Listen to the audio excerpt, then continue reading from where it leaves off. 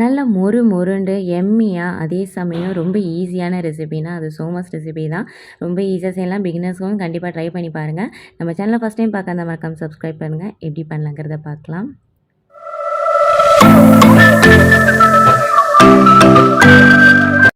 ஒரு கப் அளவுக்கு நான் மைதா மாவை எடுத்திருக்கேன். அது கூடவே 2 டேபிள் ஸ்பூன் அளவுக்கு நான் சோள மாவு எடுத்திருக்கேன். அதுதான் உங்களுக்கு நல்ல மொறுமொறுப்பு தன்மை கொடுக்கும்.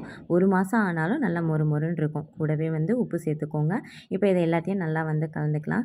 இது கூடவே நீங்கள் 2 டேபிள் ஸ்பூன் அளவுக்கு பட்டர் அப்படி இல்லைன்னா நெய் சேர்த்து அதை ஹீட் பண்ணி நம்ம சேர்க்கணும். நான் மறந்துட்டேன் அவசரத்தில்.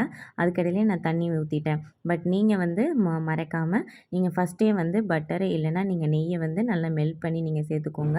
மாவு ரொம்ப டைட்டாக இருக்கக்கூடாது, ரொம்ப லூஸாகவும் இருக்கக்கூடாது. சப்பாத்தி மாவு எந்த பதத்தில் இருக்கோ அந்த பதத்தில் இருக்கணும். அப்படியே ஒரு 1.5 மணிலேருந்து 2 மணி நேரம் அப்படியே வச்சுருங்க. அதுக்கிடையில் நம்ம உள்ளாக்க இருக்கிற அந்த ஸ்டஃபிங் நம்ம செஞ்சிடலாம். நான் 3 டேபிள் ஸ்பூன் அளவுக்கு நான் பட்டர் சேர்த்துக்கிட்டேன். கொஞ்சோண்டு கேஷ்யூ நட்டும் அப்புறம் நான் கிஸ்மிஸும் சேர்த்துருக்கேன். இது கூடவே எள்ளு தாராளமாக 2 டேபிள் ஸ்பூன் அளவுக்கு, கொஞ்சமாக ஒரு கைப்பிடி அளவுக்கு பொட்டுக்கடலை எடுத்திருக்கேன்.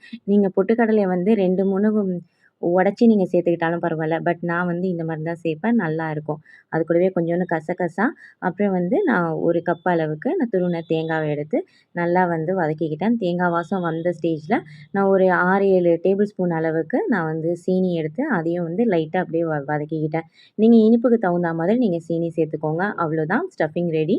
இதை அப்படியே நம்ம விட்டுருவோம். 2 மணி நேரம் கழித்து நல்லா மாவு நல்லா சாஃப்டாகிடும். இந்த ஸ்டேஜில் உங்களுக்கு வேணுங்கிற அளவுக்கு உருண்டை போட்டுக்கோங்க.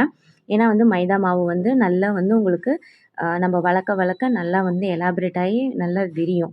ஸோ அதனால் நான் ரொம்ப சின்னதான உருண்டையை எடுத்துகிட்டு நல்லா நம்ம எப்படி சப்பாத்திக்கு தேய்ப்போமோ அதே மாதிரி தேய்ச்சிக்கலாம். அப்போ தான் உங்களுக்கு மெல்லிஸாக அழகாக கிடைக்கும். நீங்கள் இந்த மாதிரி ஏதாவது கப்பு இல்லைன்னா ஏதாவது ரவுண்ட் ஷேப்பில் இருக்கிற இதை வச்சுட்டு நீங்கள் அழகாக கட் பண்ணிக்கலாம். அப்படி இல்லைன்னா அதோட அச்சு கூட இருக்கு இல்லையா, அதை கூட நீங்கள் யூஸ் பண்ணிக்கலாம். நான் சிம்பிளாக நான் பிகினர்ஸ்க்கு செய்கிற மாதிரி நான் செஞ்சுருக்கேன். இப்போ நடுவில் ஸ்டஃபிங் வச்சுட்டு அப்படியே ஓரத்தில் தண்ணியெல்லாம் தொட்டு வைக்கணும் அவசியம் இல்லை. நீங்கள் நல்லா கையால் அழுத்தம் கொடுத்து இந்த மாதிரி செஞ்சாவே ஒன்றோட ஒன்று ஒட்டிக்கும்.